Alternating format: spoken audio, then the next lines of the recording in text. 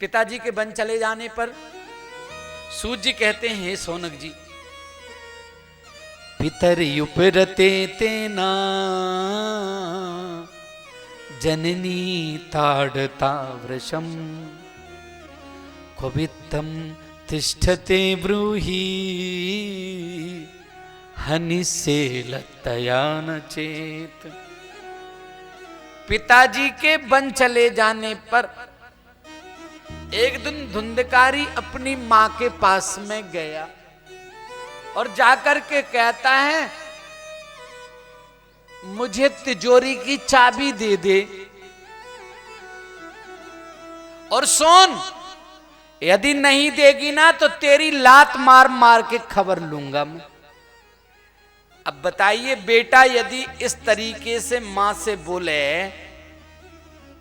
तो कैसे सहन करेगी।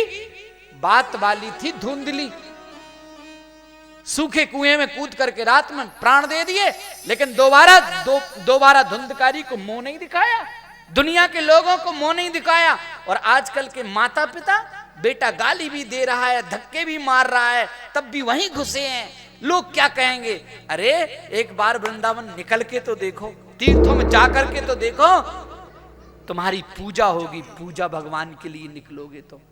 क्या रोज धक्के खाना, क्या अपमान सहन करना, ये भी कोई जिंदगी है। प्यारे अभिमान मत करो, लेकिन स्वाभिमान को खो भी मत प्यारे। स्वाभिमान जिनका मर गया वो भी मर गया प्यारे, उसकी भी कोई जिंदगी नहीं है, इसलिए स्वाभिमान जरूरी है। एक बार सब प्यार से बोले जय जय श्री राधे। जय जय श्री राधे। थोड़ा और जोर से बोलिए जय जय श्री राधे।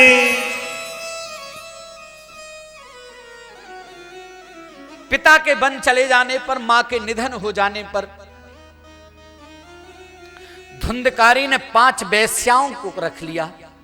गोकर्ण जी तो महात्मा थे, विवाह शादी की नहीं थी उन्होंने, वो तो माता पिता थे, जब तक सेवा के लिए रुके थे। माता पिता नहीं रहे तो वो भी तीर्थ करने के लिए चले गए।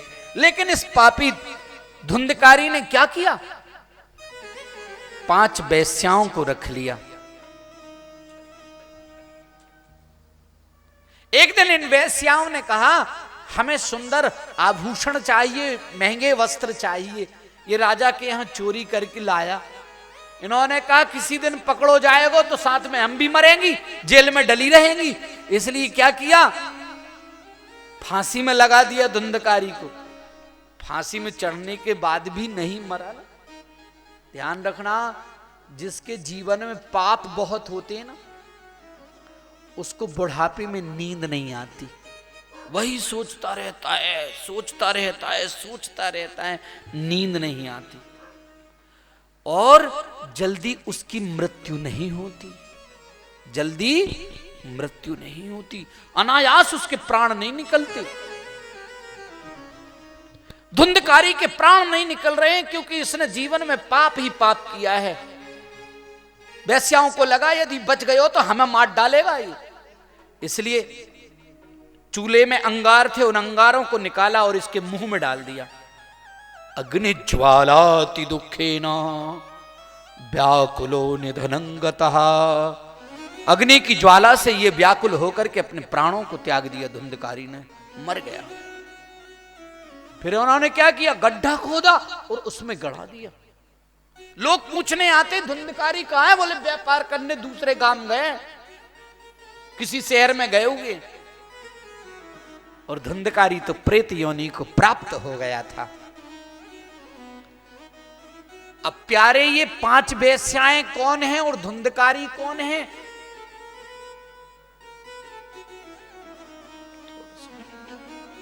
5 वेश्याएं, धुंधकारी हम सब ही तो धुंधकारी हैं। और 5 वेश्याएं कौन हैं?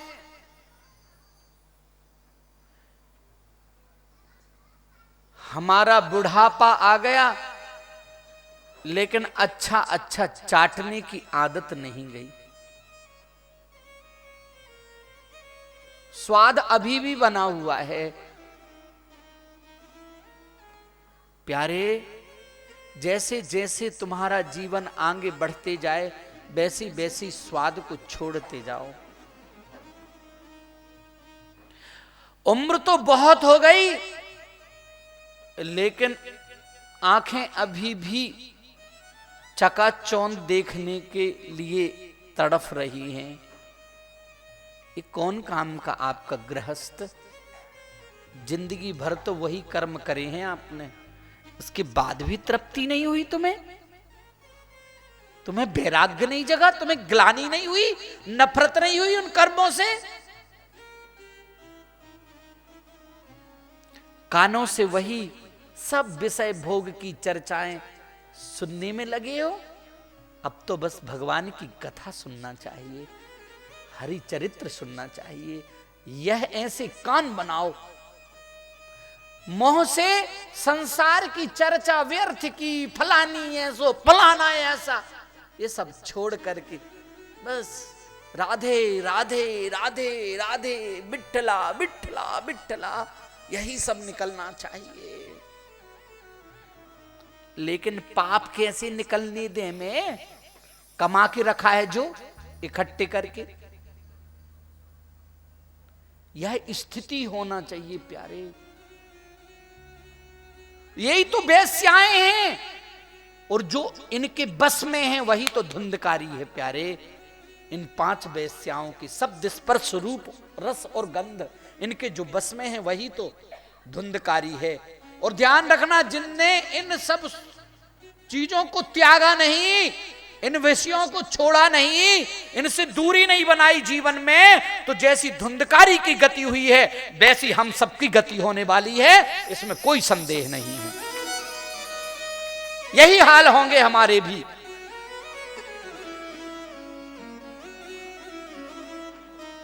कुछ दिन के बाद घर छोड़ करके चली गई। गांव के लोग तीर्थ करने के लिए गए, गोकर्ण जी से भेंट हुई और सबने बताया कि धुंधकारी प्रेत योनि को प्राप्त हो गया है। गोकर्ण जी ने धुंधकारी के नाम से गया श्राद्ध आदि किया। एक दिन अपने घर वापस लौट करके आए तीर्थ करके। घर सूना पड़ा था, कोई था नहीं, एक खाट पड़ी थी, उसी में रात्रि का समय था, लेट गए। लेकिन गोकर्ण जी सामने क्या देखते हैं? क्वचित में सा क्वचित हस्ती क्वचित च महिषो भवत, क्वचित इंद्र क्वचित अग्नि पुनश्च पुरुषो भवत।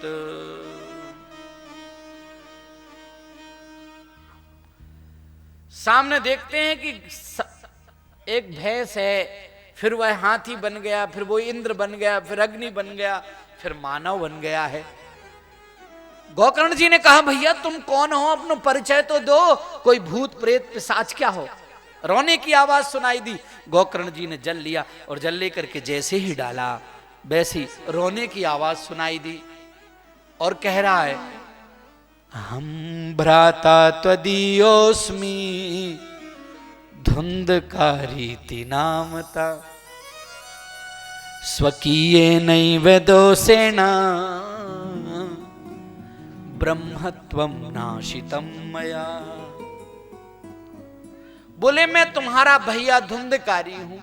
ब्राह्मण कुल में जन्म लेने के बाद भी मैंने वेश्याओं का संग किया, मैंने बुरे कर्म किए। भैया मेरी मुक्ति कैसे होगी? कोई उपाय करो। गोकर्ण जी कहते हैं, मैंने तो तुम्हारे नाम से पिंडदान किए, मैंने तर्पण किया है। तो धुंधकारी कहता है, गया श्राद्ध सतेना फिर मुक्तिर्मेन भविष्यति।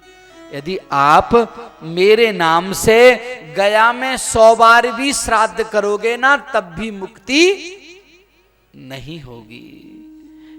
100 बार भी श्राद्ध करोगे। और जबकि गया का प्रमाण है, एक गयासुर नाम का राक्षस हुआ, उसने ब्रह्मा जी को प्रसन्न कर लिया भजन करके। और जब ब्रह्मा जी प्रकट हुए तो ब्रह्मा जी ने कहा, भैया वरदान मांग लो, क्या चाहिए तुम्हें? तो यह कहता है, ब्रह्मा जी तुम मुझे क्या वरदान दोगे? तुम ही मांग लो, मुझसे तुम्हें क्या चाहिए? तो ब्रह्मा जी ने कहा, चल कोई बात ना, तू दे दे मुझे। तो तो ब्रह्मा जी कहते हैं तुम लेट जाओ, सो जाओ, और मैं तुम्हारे शरीर में 100 वर्ष तक यज्ञ करना चाहता हूं। गयासुर ने कहा कोई बात नहीं। वह लेट गया और उसके शरीर पर 100 वर्षों तक यज्ञ ब्रह्मा जी ने किया। ब्रह्मा जी ने सोचा था मर जाएगा, लेकिन नहीं मरा। 100 वर्ष तक यज्ञ किया, इसके बाद भी नहीं मरा। और जब नहीं मरा तो उठने लगा, तो ब्रह्मा जी ने भगवान विष्णु को याद किया। भगवान विष्णु आए, इसकी छाती पर अपने चरण रखे, और जैसे ही रखा वैसे यह प्रार्थना करने लगा, प्रभु मुझे मार तो रहे हैं, लेकिन मुझे एक आशीर्वाद दे दीजिए। तो भगवान ने कहा गयासुर मांग लो, तुम्हें क्या चाहिए। तो यह गयासुर कहता है मेरे गया में आकर के, इस जगह पर आकर के जो भी अपने पितरों के नाम से पिंडदान करेगा, तर्पण करेगा, उन्हें मुक्ति मिलना चाहिए, ऐसा वरदान दे दीजिए। तो भगवान ने उसे आशीर्वाद दिया, वरदान दिया कि जो भी पिंडदान करेगा, तर्पण करेगा, उसको उसकी मुक्ति हो जाएगी। इसको कहते हैं विष्णु पाद तीर्थ। क्या कहते हैं? गया को कहते हैं विष्णु पाद तीर्थ। लेकिन धुंधकारी कहता है 100 बार भी करोगे ना तब भी मेरी मुक्ति नहीं होगी। तो ध्यान रखना, जो छोटे मोटे पापी है ना उनकी गया में मुक्ति होती है, लेकिन जो बड़ा से बड़ा पापी है उसको तो केवल भागवत जी ही मुक्त कर सकती हैं प्यारे, और कोई दूसरा उपाय ही नहीं है।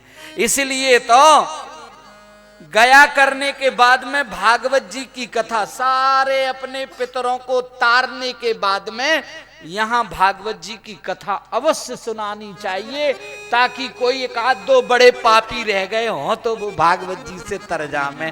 प्यार से बोले जय जय श्री राधे, जय जय श्री राधे। और भागवत जी की कथा तो भैया तारने से पहले, पितरों को तारने से पहले भी कराओ, बाद में भी कराओ, कोई दिक्कत नहीं है। ये तो भैया मुक्ति देने वाली है, ये कथा तो कल्याण करने वाली है। प्यार से बोले जय जय श्री राधे, जय जय श्री राधे।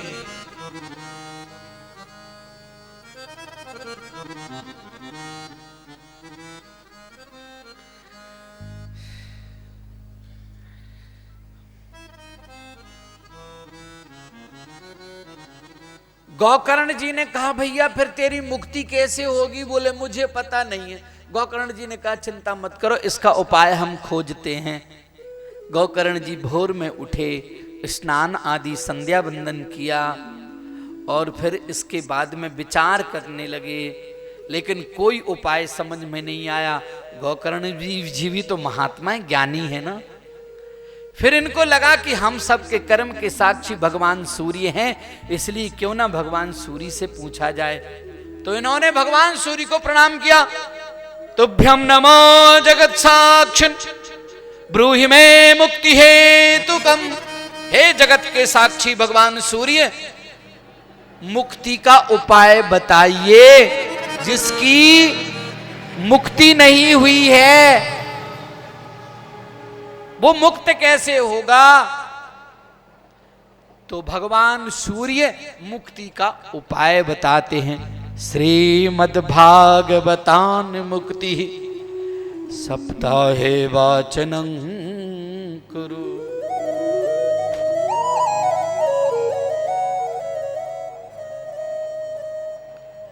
श्रीमद्भागवत जी के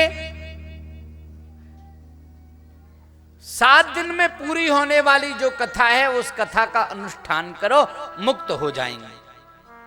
गौकर्ण जी ने वैसा ही किया। सावन के महीने में भागवत जी की कथा रखी, सारे श्रोता लोग बैठे, लेकिन धुंधकारी हवा रूप था ना, वायु रूप उड़ जाता, तो बांस के 7 ग्रंथि वाले 7 गांठ वाले बांस में स्थान दिया। पहले दिन की कथा में पहली गांठ फट गई बांस की, दूसरे दिन की कथा में दूसरी, ऐसे 7 दिन की कथा में 7 गांठ फट गई। और महाराज उस बांस से भागवत जी संपन्न होने पर एक दिव्य पुरुष प्रकट हो गया। पीले कपड़ा पहना हुआ है, गले में कंठी है, हाथ में तुलसी की माला है, तिलक लगाया हुआ है और भगवान नाम ले रहा है और कहता है, धन्या भागवती वार्ता प्रेत पीड़ा विनाशिनी। बोले धन्य है भागवत की कथा जिसने प्रेत पीड़ा को दूर किया है। धन्य है, धन्य है, धन्य है, धन्य है भागवत की कथा। ये धुंधकारी कहते हुए और विमान में बैठ करके जब जाने लगा तो श्रोताओं ने कहा, केवल धुंधकारी ने कथा सुनी, हमने ना सुना का। तो वो पार्षद कहते हैं, धुंधकारी दिन में सुनता था भूखा प्यासा बैठ कर, और रात में पूरी रात जाग करके जो सुना था उसको मनन करता था, चिंतन करता था। और हमारे हाल क्या है, कथा ध्यान से ना सुने। हाँ? और कथा सुनने के बाद में दुनिया भर की चर्चाएं, ऐसी कथा हुई, ऐसा हुआ, वैसा हुआ, ऐसा है, ये सब चर्चाओं में हम व्यस्त हो जाते हैं। जबकि हमें यहां से जाने के बाद में केवल जो कथा यहां सुनाई जा रही है, इसी कथा का चिंतन करना चाहिए कि महाराज जी ने हमें क्या क्या सुनाया है। बस इसी में डूब जाइए, खो जाइए 7 दिन के लिए। प्यार से बोले जय जय श्री राधे, जय जय श्री राधे। दोबारा फिर से भागवत जी की कथा रखी गई। धुंधकारी तो मुक्त हो गया, और जब भागवत जी की कथा रखी गई तो दिन में कथा सुनते और रात में सारे श्रोता चिंतन करते। 7वें दिन भैया विमान अकेले ना, भगवान स्वयं सबको लेने के लिए पधारे और सबको लेकर के भगवत धाम को चले गए। बोलो बांके बिहारी लाल की जय, राधा रानी की जय। अच्छा, भागवत जी सुनने की विधि क्या है? श्री सनत कुमार जी नारद जी से कहते हैं, अथ ते संप्रवक्ष्याम सप्ताह श्रवणे विधिम सहायैर्वसुभिश्चैव प्रायः साध्यो विधि स्मृतः।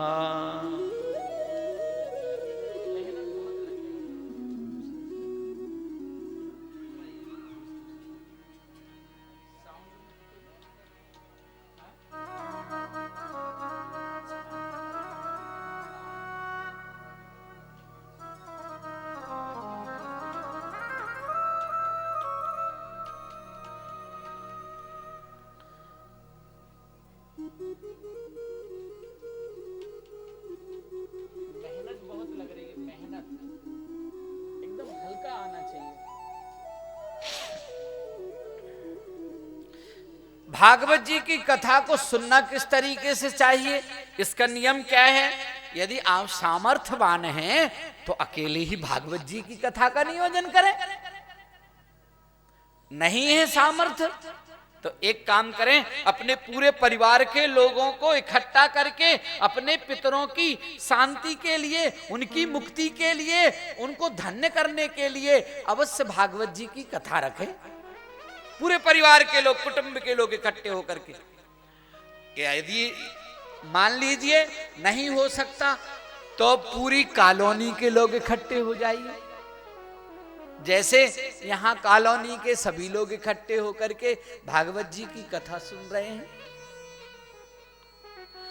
हमारे रजनीश जायसवाल जी अकेले भी भागवत जी कर सकते हैं, लेकिन उनका मन था कि भैया मैं अकेला करूंगा तो लोग कहेंगे वो भैया जायसवाल जी करा रहे हैं, चले जाएंगे। लेकिन जब पूरी कॉलोनी के लोग मिलकर के करेंगे तो सब यही सोचेंगे कि ये भागवत जी तो हम ही करा रहे हैं, इसलिए सब इसका बड़े प्रेम और भाव से लाभ उठा सकेंगे। यह उद्देश्य था और ऐसा भाव होना चाहिए, सबका कल्याण हो। जायसवाल जी को तो आप सब जानते ही हैं। गंगाखेड़ में जो है अकेले ही भागवत जी का नियोजन कराया, और अभी बेटी के विवाह के बाद फिर उसे उनका संकल्प है कि फिर मैं भागवत जी कराऊंगा। भक्त हैं आप, बिहारी जी की बड़ी कृपा है। ऐसे सुंदर विचार आज बताइए आप आगे हुए, पीछे पीछे हमारे पाटिल साहब और काबरा जी और करवा ना, करवा जी और हमारे गोगा गुगे, और कहना चाहिए ऐसे कड़ी जुड़ते गई और पूरी कॉलोनी के लोग एकत्र होकर के, प्यारे अभी तक तो आप कॉलोनी के लोग थे और अब भागवत जी के बाद आप सब एक परिवार हो जाओगे, भागवत परिवार के सदस्य, गुरु परिवार के सदस्य हो जाओगे। अभी तक आप कॉलोनी के लोग थे, एक ही सोसाइटी के लोग हैं, लेकिन आप सब अब भागवत परिवार के सदस्य हो गए हैं। अब स्नेह, सौहार्द, प्यार मिलने से और बढ़ेगा आपका। और एक दिन नहीं, एक घंटे नहीं, पूरे 7 दिन आप आपस में कथा के समय भी, फिर भोजन के टाइम भी चर्चा कर रहे हो, आनंद ले रहे हो। तो यह सब सौभाग्य जो आपको मिल रहा है, ये आपके पुण्यों का फल है भैया। और ऐसा सौभाग्य आपको बार बार मिलता रहे, यह हमेशा जीवन में प्रयास करते रहिएगा। संतों का आगमन होता रहे, ऐसी भगवान की कथा होती रहे, ऐसा हमें प्रयास करते ही रहना चाहिए। आइए, सर्वप्रथम सुंदर मुहूर्त देख करके भागवत जी की कथा का मुहूर्त निकलवाना चाहिए। महाराज जी से निवेदन करना चाहिए, महाराज जी अब हम कथा चाहते हैं और आप हमें समय दे दीजिए। समय लेकर के बढ़िया सुंदर जो है पत्रिका छपवाना चाहिए, दूर दूर तक प्रचार करना चाहिए, अधिक से अधिक लोग कथा का लाभ ले सकें, ऐसा मन में संकल्प होना चाहिए। सुंदर व्यासपीठ, सुंदर पंडाल, श्रोताओं के बैठने की व्यवस्था होनी चाहिए। जो अतिथि बाहर से आए हैं हमारे, उनके रहने के लिए, उनके खाने पीने की किसी भी प्रकार की कोई दिक्कत नहीं होना चाहिए। और हर एक व्यक्ति को चाहिए कि वो अपने घर के रिश्तेदारों को भी बुलावें, खुद तो सुने लेकिन उन्हें भी कथा सुनाएं और उनके जीवन को भी धन्य बनावें, ऐसा प्रयास करना चाहिए। गणेश, गौरी गणेश, नवग्रह, षोडश मातृका आदि मंडलों का निर्माण करके समस्त देवी देवताओं का आवाहन करके उनका पूजन करना चाहिए।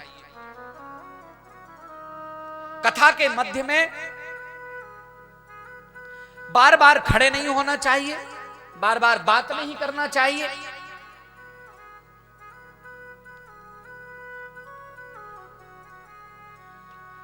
और ऊंची आसन में बैठ करके भगवान की कथा को सुनना भी नहीं चाहिए।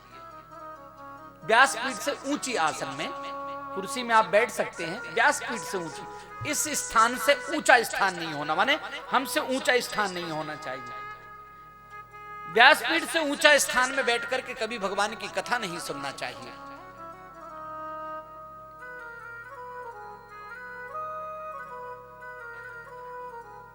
अपुष्पाकाक बंध्याच बंध्याया चमृतार्भका स्रवद गर्भाचया नारी तया श्राव्या प्रयत्नतः। ठीक है,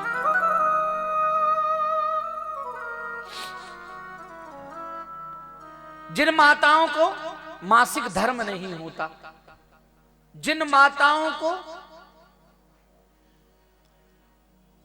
प्रसव ना हुआ हो, जिन माताओं के बच्चे गिर जाते हों, मर जाते हों जन्म लेने पर, जिनको कोई संतान ही नहीं हुई हो, यदि वो माताएं बड़े भाव और भक्ति से इस कथा को श्रवण करेंगे, उन्हें अवश्य ही पुत्र रत्न की प्राप्ति होगी, संतान की प्राप्ति होगी।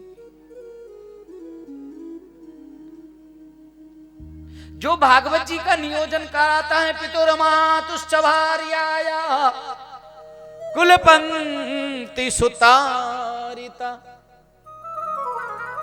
माँ की 7 पीढ़ी, पिता की 7 पीढ़ी, पत्नी की 7 पीढ़ी और खुद की 7 पीढ़ी भागवत जी की कथा को सुनकर के धन्य हो जाती हैं।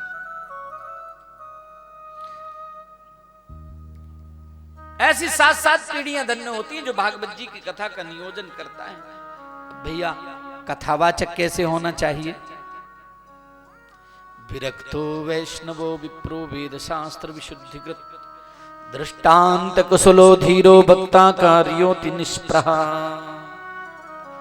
विरक्तो। यदि संत हो, किसी भी प्रकार से दुनिया से आसक्ति ना हो, बहुत ज्यादा लोभ लालच ममता ना हो, विरक्त हो, वैष्णव भगवान श्री कृष्ण राम के भक्त हो, और विप्र ब्राह्मण हो। ऐसे नहीं कि कोई भी जाति के बैठ गए कथा सुनाने लगे, नहीं, ब्राह्मण ही होना चाहिए। आजकल लोग कहते हैं कि भाई ब्राह्मण कर्म कोई भी कर सकता है, झाड़ू लगाने के लिए क्यों नहीं कहते कि हम भी झाड़ू लगा सकते हैं? ब्राह्मण ही बनने की क्यों कोशिश करते हो? बोलो प्यारे, व्यक्ति बड़ा बनता है अपने आचरण से। किससे बनता है? अपने चरित्र से, अपने स्वभाव से बड़ा बनता है। किसी को नीचा गिरा करके खुद को ऊंचा बतावे, वो बड़प्पन नहीं है। लोग तुम्हें ऊंचाई में बिठा लें, खुद बेव, उसको कहते हैं बड़प्पन। मैं कल बता रहा था कि महान वही है जो बड़ा होकर के भी छोटे लोगों को हृदय से लगाए, वह बड़ा है। केवल जाति में बड़ा और पद में बड़ा होने से बड़ा नहीं होता प्यारे। जो इन सब लक्षणों से युक्त है वह महान होता है। वेद शास्त्र विशुद्धिकृत, वेद शास्त्रों को जानने वाला होना चाहिए, दृष्टांत देने में कुशल हो, ऐसे वक्ता होना चाहिए।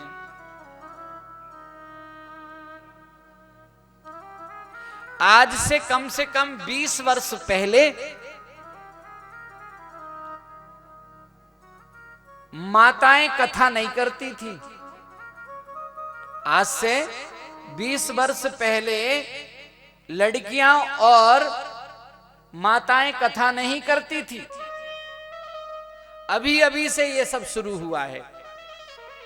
ऐसा नहीं है भगवान का भजन का आपको अधिकार नहीं है, माताओं को है। पूजन का अधिकार नहीं है, है। लेकिन प्यारे, व्यासपीठ में बैठने से अनुष्ठान होता है, और माताओं को बहुत सारी समस्याएं होती है, मासिक धर्म आदि, और वो कभी भी किसी भी समय में यदि हो रहा है तो अनुष्ठान तो कचरा होगा ना, खंडित हो जाएगा आपका अनुष्ठान। होगा कि नहीं होगा? मासिक धर्म के समय में माताओं को रसोई में घुसना नहीं चाहिए।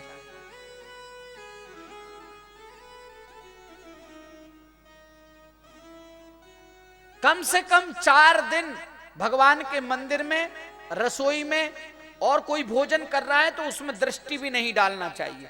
भोजन बनाए उसमें दृष्टि भी नहीं डालना चाहिए। यदि तुम धर्म का पालन करोगे तो तुम्हारा ही कल्याण होगा। पवित्रता की ओर ख्याल रखना ही चाहिए किसी भी हालत में। 4 दिन भले ही कितने भी कष्ट से घर के लोग निकालें, लेकिन इन बातों का पालन जरूर करना चाहिए, और बहुत सारे लोग करते भी हैं। एक बार सब प्यार से बोले जय जय श्री राधे। जय जय श्री राधे। थोड़ा और जोर से बोलिए जय जय श्री राधे। अपुष्पा काक बंध्याचा बंध्या याच मृतार्भका। श्रोताओं के भी लक्षण बताए हैं। सयानाः परिश्रणवंतो भवन्त जगरा नराः। सो करके भगवान की कथा कभी नहीं सुनना चाहिए। जो सो करके कथा सुनेगा वो दूसरे जन्म में अजगर योनि को प्राप्त होगा, अजगर ही बनेगा प्यारे। जो कथा के बीच में बातें करेगा यहां वहां की, वो मौनी हो जाएगा।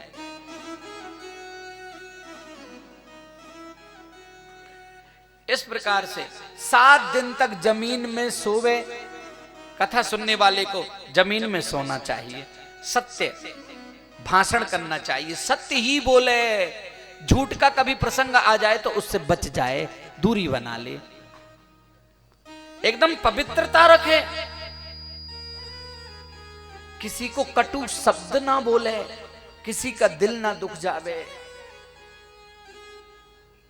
एकदम भाव भक्ति से ओतप्रोत रहे, लहसुन प्याज आदि का सेवन 7 दिन ना करे, और हो सके तो लहसुन प्याज जीवन में लेवे ही ना, छोड़ देवे, हमेशा के लिए लहसुन प्याज छोड़ दे, लहसुन प्याज खावे ही ना।